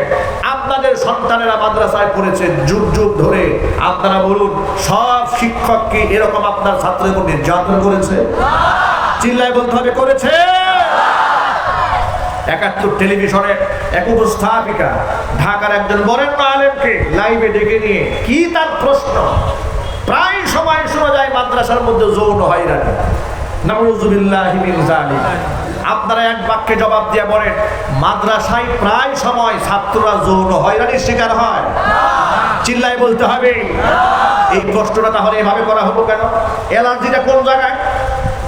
আলেমকে প্রশ্ন করা হয়েছে যে মাদ্রাসার মধ্যে ছাত্ররা যেভাবে নির্যাতিত হচ্ছে, এটা কি মাদ্রাসার শিক্ষার সাথে ওতপ্রোতভাবে জড়িত নাকি?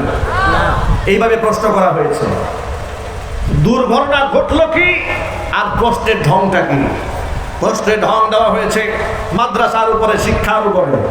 এভাবে করে করে তারা সারাটা জীবনভর মসজিদ, মাদ্রাসা, খানকা, দাড়ি, টুপি আর উলামাদের পেছনে লেগে থেকে তাদের বদনাম করাবার চেষ্টা করেছে, কিন্তু জাতি তাদের ষড়যন্ত্রকে লাথি মেরে ডাস্টবিনে ছুড়ে মেরেছে। চিল্লা বলতে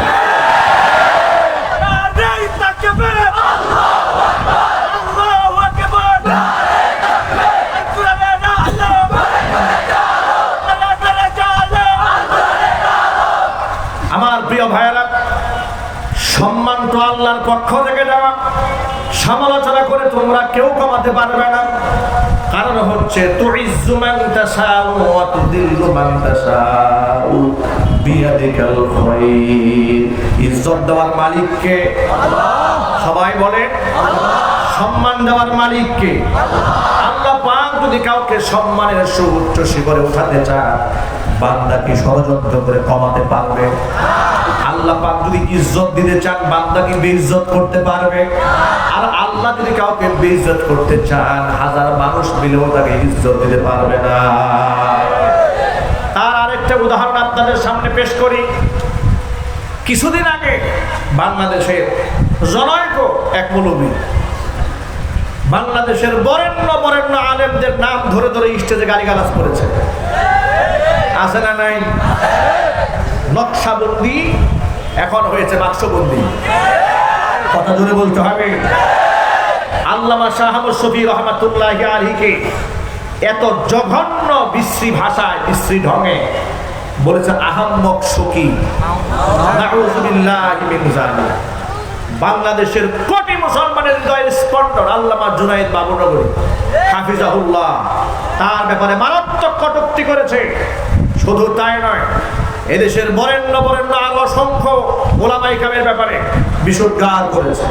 জুবাইর আহমদ আনসারী রহমাতুল্লাহি আলাইহি ক্যান্সারে আক্রান্ত হয়েছিলেন। এই রোগ নিয়ে যে তালবাহানা লোকটা করেছে, এমনকি আহমদ শফী সাহেব রহমাতুল্লাহি আলাইহির ব্যাপারে বলেছে বুড়ো বয়সেও নাকি মহিলা দেখলে তার জিভে লালা আসতো।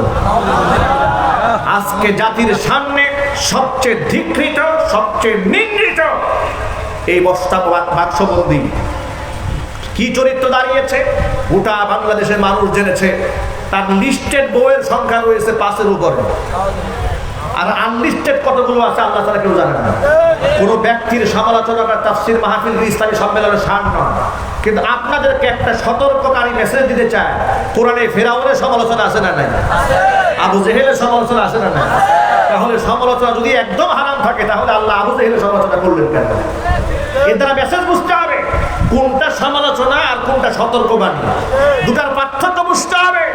আজকে সমাজে এই স্টেজে যেমন হক্কানি আলেম ওলামা রয়েছে, কোরআন সুন্নাহর সঠিক মেসেজ জাতির সামনে পৌঁছে দিচ্ছে, আবার এখানে বসে ইসলামকে 12টা বাজাবার জন্য ষড়যন্ত্র চালাচ্ছে এবং দালাল আলেম নামক জালেমও আছে। চিল্লায় বলো ঠিক কিনা? তাদের ব্যাপারে দেশের মানুষকে সচেতন থাকতে হবে। কিছু আছে সুবিধাবাদী আলেম, কোরআন সুন্নাহ ধ্বংস হয়ে যাক, জবানে প্রতিবাদ নাই। আছে না নাই? আরো জোর আওয়াজে বলতে হবে। মনে রাখবেন মুসলমান, আমার চোখের সামনে যদি ইসলাম বিরোধী কোনো কর্মকাণ্ড হয়, আমার ইমানি দায়িত্ব হচ্ছে তার বিরুদ্ধে স্লোগান তুলতে হবে। যে মুসলমান শরীয়তের বিরুদ্ধে, কোরআন সুন্নাহর আদর্শের বিরুদ্ধে আচরণ দেখার পরেও মুখ বুজে সহ্য করেছে, মুনাফিক ছাড়া কিচ্ছু নয়। চিল্লায় বলো ঠিক কিনা?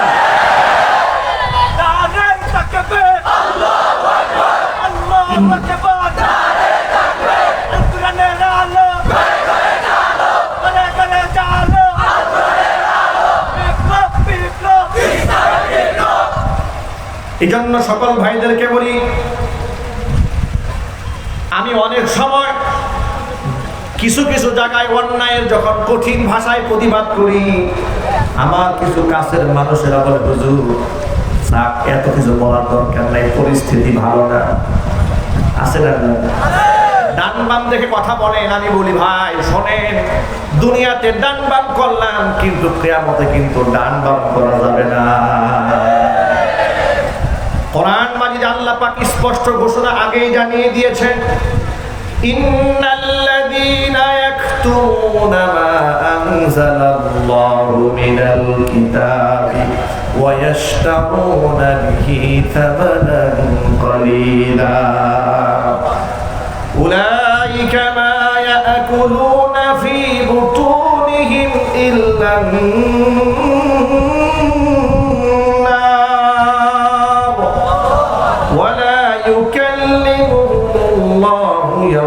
القيامة ولا يزكيهم ولهم عذاب أليم। আমি আল্লাহ যা নাযিল করলাম কিতাবে, সে জিনিসটাকে যারা লুকায় রাখে, মানুষের সামনে প্রকাশ করে না, যারা লুকিয়ে রাখে, গোপন রাখে, স্বার্থ কি? বিনিময়ে দুনিয়ার কিছু মাল সামা তারা খরিদ করে নেয়, বিনিময়ে কিছু দুনিয়ার স্বার্থ হাসিল করে। কোরআন শরীফের আয়াত কিংবা কিতাবে নাজিলকের বিধান থাকার পরেও লুকায় রাখে, প্রকাশ করে না। সুবিধাবাদী আছে না নাই? চিল্লায় বলেন। আরো যদি বলতে হবে আছে না নাই? কত বড় পীর, এত বড় খানকার পীর যে কোরআন সুন্নাহ শেষ হয়ে যাচ্ছে। শুধু তাই নয়, প্রকাশ্যে রাসূলকে গালমন্দ করা হচ্ছে, পীরের জবানে কোনো প্রতিবাদ নাই। আছে না নাই? ও মুসলমান, কিসের আওয়ামী লীগ আর কিসের বিএনপি, কিসের জাতীয় পার্টি জামাত ইসলামের রাজনৈতিক মতাদর্শ ভুলে গিয়ে রাসূল প্রেমে উদ্বুদ্ধ হয়ে নাস্তিক এবং রাসূল বিরোধের বিরুদ্ধে সকল মুসলমানকে ঐক্যবদ্ধ হতে হবে। রাজি আছেন কাকা? দুহাত দেখতে চাই।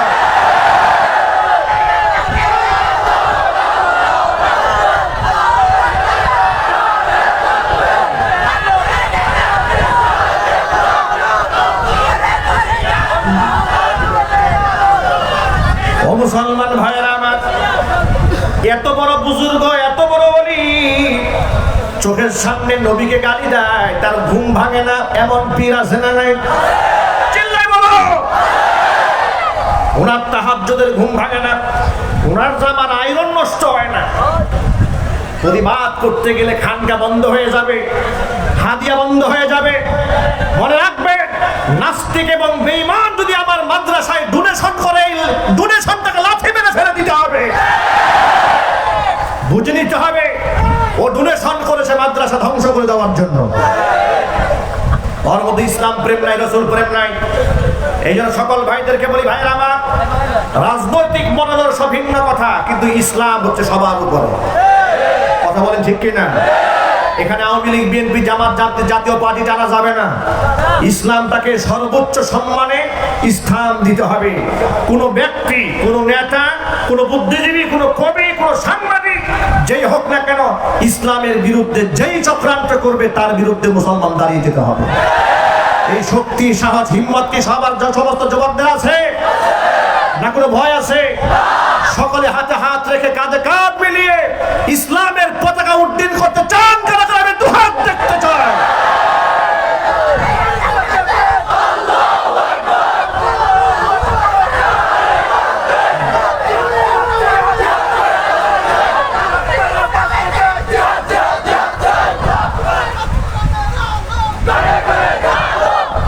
প্রিয় যুবক ভাইয়েরা আমার, এই জন্য কথাগুলো আমাদের বলতে হয়। যদি আমরা না বলি, আল্লাহ রাব্বুল আলামিন বলছেন, যারা লুকায় রাখবে, হক কথা বলবে না, এদের সাথে কিয়ামতের মাঠে আমি আল্লাহ কথা বলবো না। ওয়ালা ইউযাক্কিহিম, এদেরকে আত্মশুদ্ধিও করব না। ওয়ালাহুম আযাবুন আলীম, এদের জন্য রয়েছে পীড়াদায়ক শাস্তি। ও যুবক ভাইয়েরা আমার, বিশ্বনবী মুহাম্মদ রাসূলুল্লাহ সাল্লাল্লাহু আলাইহি সাল্লাম বলেছেন, একজন আলেমের শান আর মান কত বেশি। ফাদলুল আলিমি আলাল আবিদি কাফাদলি আলা আদনাকুম, আও কামা ক্বালা আলাইহিস সালাতু ওয়াস সালাম। একজন আলেমের সম্মান শোনো ও সাহাবীরা, তোমাদের সাহাবীদের ভেতরে আবু বকর, ওমর, উসমান, আলীর মতো সাহাবী নয়, আদনা সাহাবীর উপরে আমি নবীর মর্যাদা যেমন, একজন আবেদের উপরে একজন আলেমের মর্যাদা ঠিক তেমন। এজন্য সকল ভাইদেরকে বলবো, স্বপ্ন দেখুন, আল্লাহ তুমি আমার একটা ছেলেকে হাফেজ কোরআন বানাও, আলেম দ্বীন বানাও। আমাদের ঘরে ঘরে যদি আলেম সৃষ্টি হয়, আমাদের ঘরটা শিরিক মুক্ত হবে, বেদাত মুক্ত হবে, কুফর মুক্ত হবে, নাস্তিকতা মুক্ত হবে। ঠিক কিনা? আমাদের সন্তানদেরকে আমরা কোরআনী শিক্ষায় শিক্ষিত করতে চাই। কোরআনের নূর দিয়ে আমাদের সন্তানদের অন্তরকে আলোকিত করে দিতে চাই। আমাদের সন্তানের সিনার মধ্যে যদি কোরআন থাকে, আমার সন্তান ইয়াবাখোর হবে না, আমার সন্তান গাঁজাখোর হবে না, আমার সন্তান মাস্তান হবে না, ডাকাত হবে না, খুনি হবে না, চান্দাবাজ হবে না। চিল্লাবো ঠিক কিনা? গোটা বাংলাদেশের সরকার যখন মাদক বিরোধী অভিযান চালিয়েছে গোটা বাংলাদেশ থেকে, তখন হার সেক্টর থেকে মাদক পাওয়া গেছে, কিন্তু মসজিদ মাদ্রাসায় কোনো মাদক পাওয়া যায় না। নাকি ভুল বললাম আমি? সাতকানিয়ার কোনো মসজিদ মাদ্রাসা থেকে মাদক পাওয়া গেছে? ইয়াবা, গাঁজা, আফিম, হেরোইন পাওয়া গেছে? তাহলে বোঝা গেল এখান থেকে একটা থিম গভর্নমেন্ট অ্যাপ্লাই করতে পারে সমাজে। সেই থিমটা কি? কোন থিমের কারণে মাদ্রাসা ছেলেরা ইয়াবা খায় না, আপনারা কেউ বুকে হাত দিয়ে বলতে পারবেন মাদ্রাসা ছেলেরা ইয়াবা সেবন করে? কেউ বলতে পারবেন মাদ্রাসা ছেলেরা গাঁজা খায়? কেউ বলতে পারবেন মাদ্রাসা ছেলেরা সিগারেট পান করে, ধূমপান করে? না, বলতে পারবেন না। কারণ হচ্ছে মাদ্রাসার মধ্যে আমার সন্তানকে শেখানো হয় পবিত্রতা ঈমানের অঙ্গ। সুবহানাল্লাহ বলবেন না? নাপাকি, অপবিত্রতা এর কোনো স্থান ইসলামে নাই।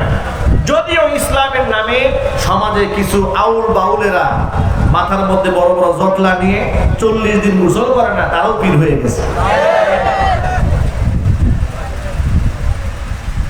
হযরত বেলাল রাদিয়াল্লাহু তাআলা আনহুকে ফজরের নামাজের পরে নবীজি জিজ্ঞেস করলেন, বেলাল তুমি এমন কি আমল করো গত রজনীতে জান্নাতের ভেতরে তোমার কদমের আওয়াজ আমি সামনে সামনে শুনতে পেয়েছি। আল্লাহর হাবিবকে হযরত বেলাল ডাক দিয়ে বলেন, নবীজি ইয়া রাসূলুল্লাহ, ইস্তেঞ্জা যখন হয়ে যায় ওযু করি, আর তাহিয়াতুল ওযু 2 রাকাত নামাজ আদায় করি। নবী করিম সাল্লাল্লাহু আলাইহি সাল্লাম বললেন, তোমার এই পবিত্রতার আমলকে কবুল করে আল্লাহ পাক তোমার সম্মানের জায়গায় পৌঁছে দিয়েছে। বেলাল রাদিয়াল্লাহু তাআলা আনহু কত শান আর কত মান! দেখতে একজন কালো মানুষ, বংশমর্যাদা অনেক উঁচা নাই, টাকা পয়সাও নাই, কিন্তু সম্মান কত বেশি। একদিন আল্লাহর হাবিব সাহারি খাচ্ছেন, বেলাল রাদিয়াল্লাহু তাআলা আনহু হচ্ছেন হুজুরের মুয়াজ্জিন। হুজুর খাবার খাচ্ছিলেন সাহারি, এমন সময় বেলাল রাদিয়াল্লাহু তাআলা আনহু দৌড়ে আসলেন, এসে বললেন, ইয়া রাসূলুল্লাহ আপনি এখনো খাবার খাচ্ছেন? ওয়াল্লাহি আল্লাহর কসম করে বলছি সূর্য উঠে যাবে তো, আযানের সময় তো হয়ে যাচ্ছে। কসম করে ফেলেছেন হযরত বেলাল। আল্লাহর হাবিব বলছেন, ওই হাকিয়া বেলাল, এই বেলাল তুমি কসম করলে কেন? কসম কাটলে কেন? আমি মুহাম্মদ সাল্লাল্লাহু আলাইহি ওয়াসাল্লাম খাবার খাচ্ছি, আমার সম্মানে আল্লাহ পাক সূর্যকে জায়গায় ব্রেক করে রাখবে, কিন্তু তুমি কসম কাটলে কেন? তুমি জানো না তুমি বেলালের কসম আর সাধারণ মানুষের কসম এক নয়। পৃথিবীতে এমন কিছু মানুষ আছেন যারা কসম কাটলে যাদের কসমের সম্মান আল্লাহ পাক রক্ষা করা নিজের জন্য ওয়াজিব বানিয়ে নেন। তুমি হচ্ছ তাদের মধ্যে একজন যারা কসম কাটলে আল্লাহ পাক তার কসমকে পূর্ণ করে দেন। জোরে বলেন সুবহানাল্লাহ। ভাইরা আমার, আল্লাহর হাবিব বললেন, ও সাহাবীরা, তোমাদের মধ্যে যারা এরকম বরেণ্য সাহাবী তাদের উপরে নবীর মর্যাদা যেমন তেমন নয়, একদম আদনা সাহাবীর উপরে আমি নবীর মর্যাদা যেমন, একজন আলেমের মর্তবা একজন সাধারণ আবেদের উপর ঠিক তেমন। এই জন্য আমরা স্বপ্ন দেখে আল্লাহ আমাদের সন্তানদেরকে হাফেজ বানাও, জোরে কোন আমিন। আমাদের সন্তানদেরকে আলেম বানাও, জোরে কোন আমিন। আপনার সন্তান doctor, engineer, lawyer, barrister, professor আপনি বানাবার স্বপ্ন দেখতে পারেন, কোনো অসুবিধাই নাই। আল্লাহ পাক তো বান্দার উপর রহম করেছেন, নিয়ামত দান করেছেন। মানুষদের হাফেজ হতে মাত্র 2 বছর 3 বছর সময় লাগে। সুবহানাল্লাহ, কি রহমত আল্লাহ করেছেন! হাফেজ হতে সময় লাগে কয় বছর? মাত্র 2 বছর 3 বছর সময় লাগে হাফেজ কোরআন হতে। আপনার সন্তানের সিনার মধ্যে কোরআনটা ঢুকিয়ে দিলেন, এরপরে হাফেজ কোরআন আপনার ছেলেটা যদি আলেম নাও হয়, সে যদি ডাক্তার হয়, সে হাফেজ ডাক্তার, হাফেজ ইঞ্জিনিয়ার, হাফেজ একজন ব্যারিস্টার, হাফেজ একজন প্রফেসর। তাহলে এই লোকটা যত বড় শিক্ষিতই হোক না কেন, বিশ্ববিদ্যালয়ে গিয়ে কি আল্লাহকে গালি দেবে? আরো যদি বলতে হবে গালি দেবে? গালি তো দেবেই না। তার জীবনটা হবে একটা পবিত্র জীবন, পবিত্র ধারায় সেই ব্যক্তি পরিচালিত হবে। সুতরাং আমরা যদি আমাদের এই সমাজটাকে সন্ত্রাস মুক্ত, মাদক মুক্ত, জেনা মুক্ত, ধর্ষণ মুক্ত একটি শান্তির নিলয় যদি বানাতে চাই, শান্তির আবাসন যদি আমাদের সমাজের মধ্যে আমরা কায়েম করতে চাই, তাহলে আমাদের সন্তানদের সিনার ভেতরে কোরআনের নূর ঢোকাতে হবে। সুতরাং আসুন আমরা সকলে মিলে পণ গ্রহণ করি। কোরআন হচ্ছে আমার জীবন, কোরআন হচ্ছে আমার মরণ। কোরআন নিয়েই বাঁচতে চাই, কোরআন নিয়েই মরতে চাই। রাজি আছেন ইনশাআল্লাহ? দুহাত তুলেন, আল্লাহকে দেখান, আল্লাহকে দেখান। আল্লাহ সুবহানাহু ওয়া তাআলা আমাদের সকলকে ইসলামের জন্য, কোরআনের জন্য কবুল করেন। আজকের মাহফিলকে আল্লাহ তাআলা কবুল করেন। যতগুলো আলোচনা হয়েছে সবার আগে আমাকে, আমার ভাইদেরকে, মা বোনদেরকে সকলকে আল্লাহ তাআলা আমল করার তৌফিক দান করেন। হাত নামান। দেশের বরেণ্য উলামায়ে কেরাম আপনাদের সামনে আলোচনা পেশ করবেন। আপনার আলোচনা শেষ করে এখান থেকে বিদায় হবেন। আল্লাহ পাক তৌফিক দান করুন।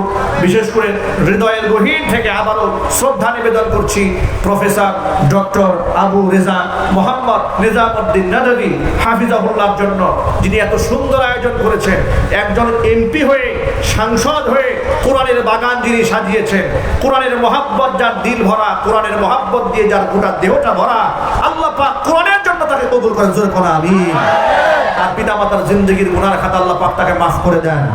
আল্লাহ পাক যেন তাকে ক্ষমা করে, তাদেরকে ক্ষমা করে দেন। এবং তিনি হকের পক্ষে, ইসলামের পক্ষে, তাওহীদের পক্ষে যতদিন থাকবে আপনারাও তার সাথে থাকবেন ইনশাআল্লাহ। আল্লাহ রাব্বুল আলামিন কবুল করেন। আমিন। ওয়া আখিরু দাওয়ানা আলহামদুলিল্লাহি রাব্বিল আলামিন। আসসালামু আলাইকুম ওয়া রাহমাতুল্লাহি ওয়া বারাকাতুহু।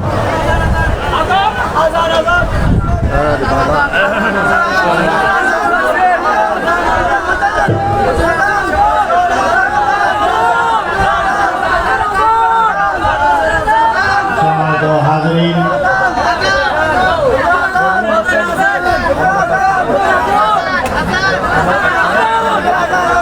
মাঠে এশার জামাত আদায় হবে ইনশাআল্লাহ। সকলে যেহেতু আজানের একটা আবদার রাখছে, আমিও আবদার রাখি, এশারে আজানটা আমাদের হযরত দিবেন ইনশাআল্লাহ। এশার আজান হবে এখন, আজান দিবেন আপনাদের আকাঙ্ক্ষা এবং আপনাদের চাহিদা ব্যক্তিত্ব, আমাদের সকল হৃদয়ের স্পন্দন হযরত আল্লাহ কারি মাওলানা আব্দুর রহিম আল মাদানী সাহেব।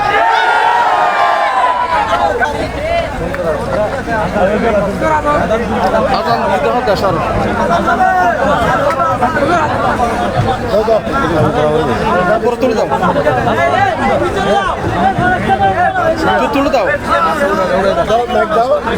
মাইক ওলা কই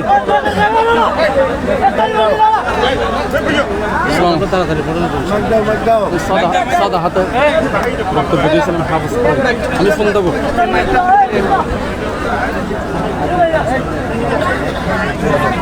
আমাকে বলুন আচ্ছা,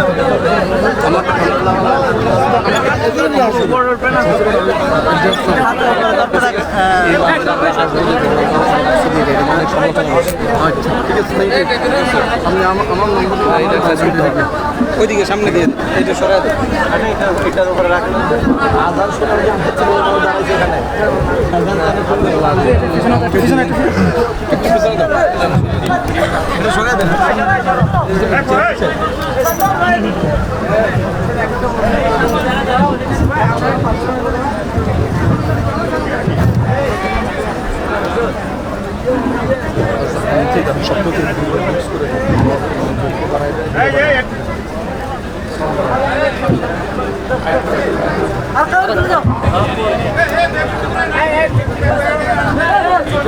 ভাই এটা একটু জুম করে দেন, রেকর্ড ভয়েস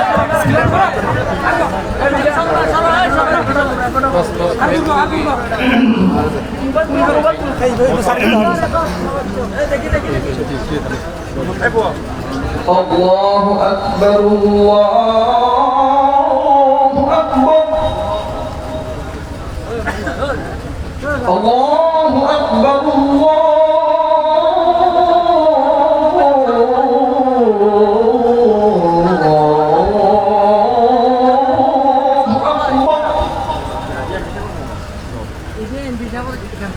أشهد أن لا إله إلا الله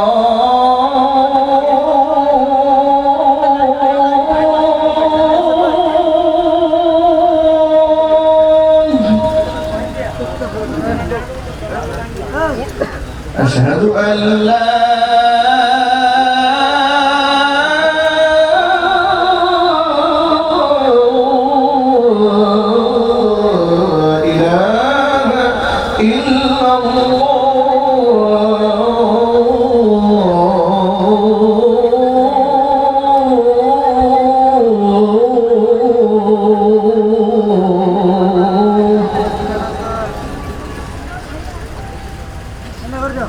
أشهد أن محمدا رسول الله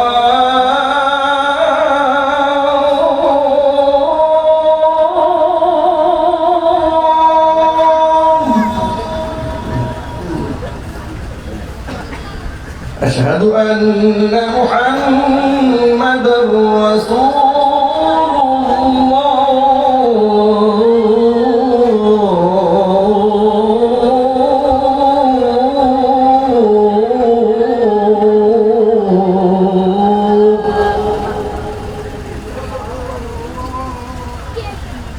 حي على الصلاة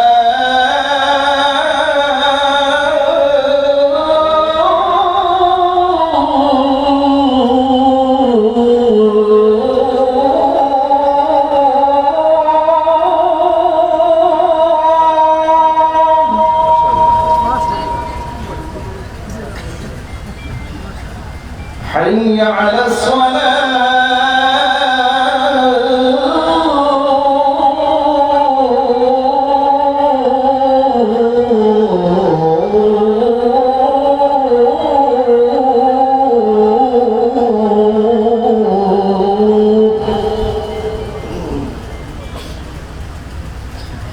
حي على الفلاح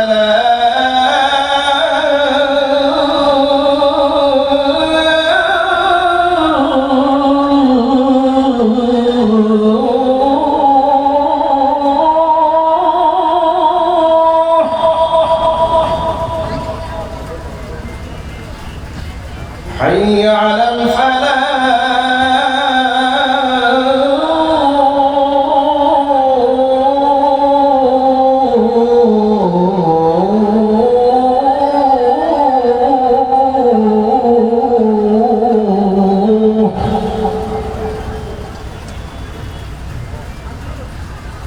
الله أكبر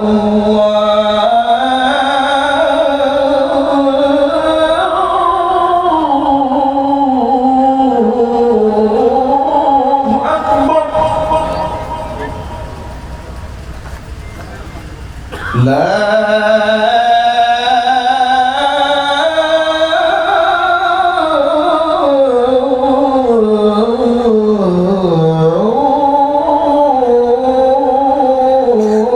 إله إلا الله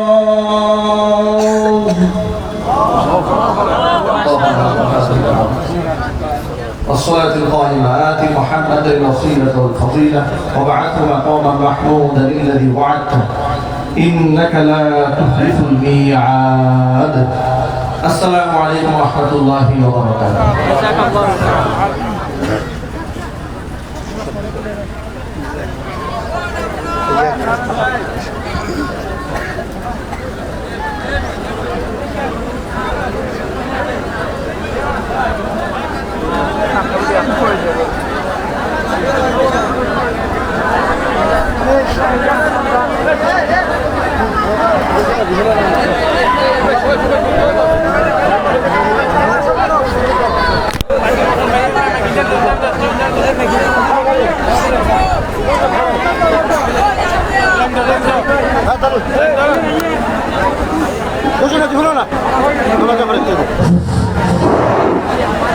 मोहतरम हाजरीन एशारेर आजान হয়ে গেছে আমরা সকলেই নামাজের প্রস্তুতি নিই ইনশাআল্লাহুল আজিজ মাঠের মধ্যে এশারের জামাত অনুষ্ঠিত হবে মাঠের দক্ষিণ পূর্ব পাশে ওযু ইস্তিনজার ব্যবস্থা আছে আমরা সকলেই ওযু ইস্তিনজা সেরে নামাজের কাতারবন্দি হয়ে যাবে ইনশাআল্লাহ 9টায় এশার জামাত অনুষ্ঠিত হবে 9টায় এশারের জামাত অনুষ্ঠিত হবে আমরা সকলে নামাজের প্রস্তুতি গ্রহণ করি দ্বীনি মাহফিলে এসে কারো যেন নামাজ কাজা না হয় আমরা সকলে লক্ষ্য রাখি ইনশাআল্লাহ নামাজের পরপরই আমাদের পুনরায় সমাপনী অধিবেশন আরম্ভ হবে জামিয়া ইসলামিয়া পটিয়ার সম্মানিত সহকারী পরিচালক বহু ভাষার অধিকারী প্রখ্যাত আলেম দ্বীন লেখক ও গবেষক আল্লামা ওবাইদুল্লাহ হামজা সাহেব মুদ্দাজিল্লুহুল আলীর গুরুত্বপূর্ণ বয়ান হবে এবং সমাপনী বয়ান করবেন আমাদের সকলের আকাঙ্ক্ষিত বক্তা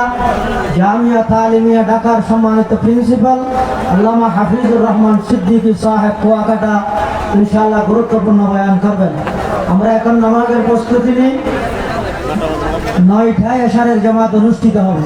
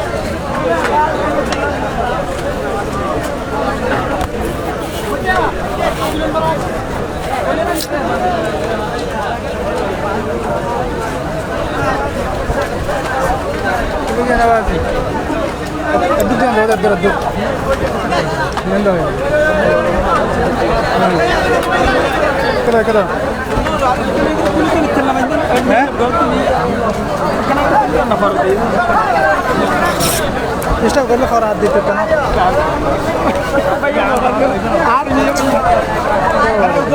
কান্দন মানে এখন বেগুনি বেগুন আসে যাবে কারণ বিন্দু ঢুকে দেন নিচে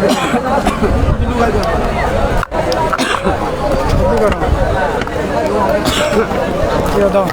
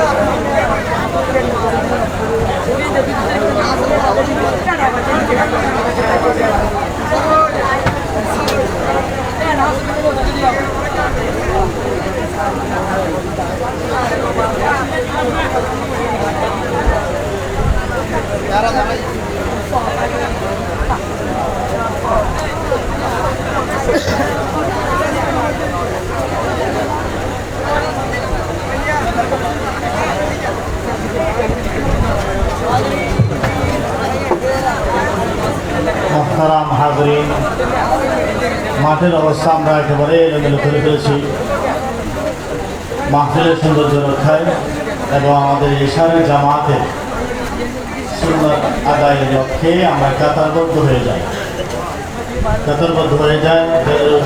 জরুরত আছে, আমরা এসে কাতারবদ্ধ হয়ে সুন্নাত আদায় করি। 9টায় জামাত অনুষ্ঠিত হবে ইনশাআল্লাহ। আমরা হলুদ না করে তাসবিহ আদায় করি অথবা সুন্নাত আদায় করি, কাতারবদ্ধ হয়ে যায়।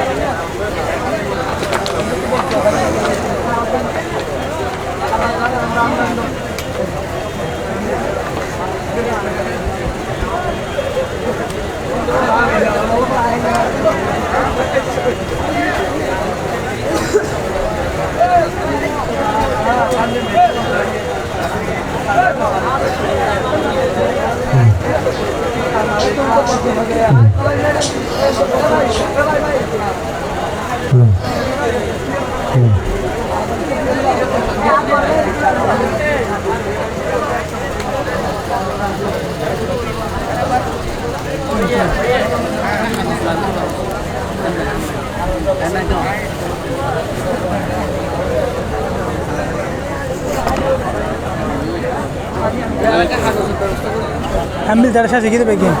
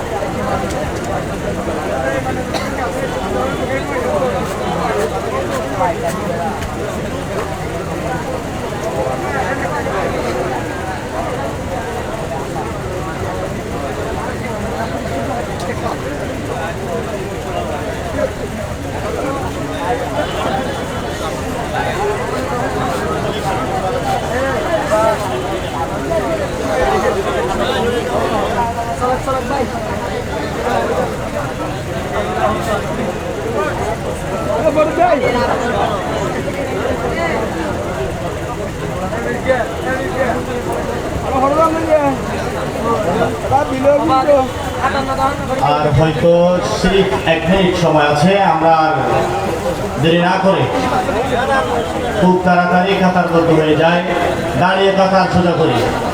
যারা বসেছি দাঁড়িয়ে কাতার সোজা করি।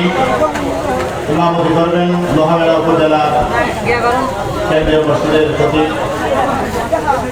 আমরা সারিবদ্ধ হই, ওখান থেকে একামত হবে। আমরা কাতারের প্রতি এক কাতারে 2-3 করে মুকাব্বির হব। প্রতি কাতারে 2 থেকে 3 জন করে মুকাব্বির হই এবং জামাত অনুষ্ঠিত হবে ইনশাআল্লাহ।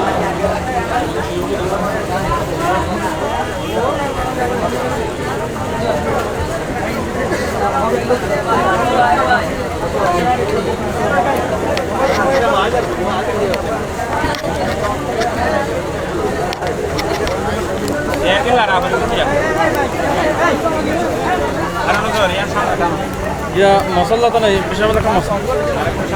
Hah?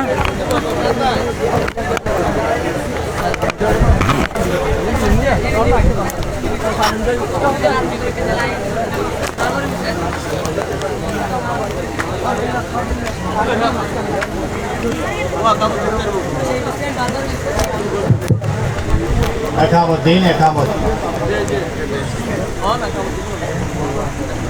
الله أكبر الله أكبر الله أكبر الله أكبر أشهد أن لا إله إلا الله أشهد أن لا إله إلا الله أشهد أن محمدا رسول الله أشهد أن محمدا رسول الله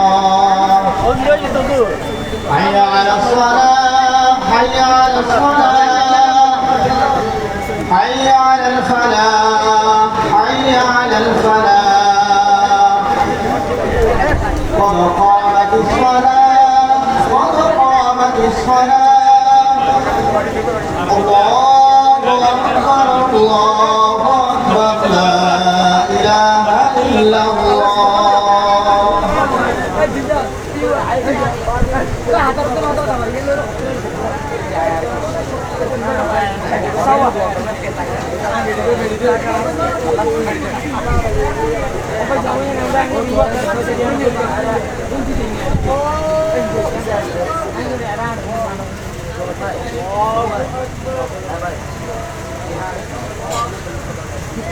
কাতারে কাতারে মুকাব্বির হয়ে যারা শুরু হয়েছে।